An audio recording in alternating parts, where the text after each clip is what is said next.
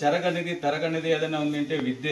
ఆ విద్య గురువుల ద్వారా మనము అభ్యసించి సమాజానికి మంచి చేయాలని అనేక విషయాలు గ్రంథం అంటే పుస్తకాల్లోనే తెలియజేస్తుందని మన గురువులు చెప్పినారు. వారి మాటలు విని సన్మార్గంలో నడిచి కుటుంబానికి, సమాజానికి, దేశానికి సేవ చేయాలని, ఇట్లాంటి విషయాలంతా సేవ చేసే కార్యక్రమాన్ని కానీ వేరే విషయాలు ఏవైనా కానీ ఎక్కడ మన లభ్యమవుతాయంటే గురువుల ద్వారా అవుతాయి. లేదంటే గ్రంథాలయాల్లో ఆ విషయాలన్నీ మనము గ్రహించవచ్చు.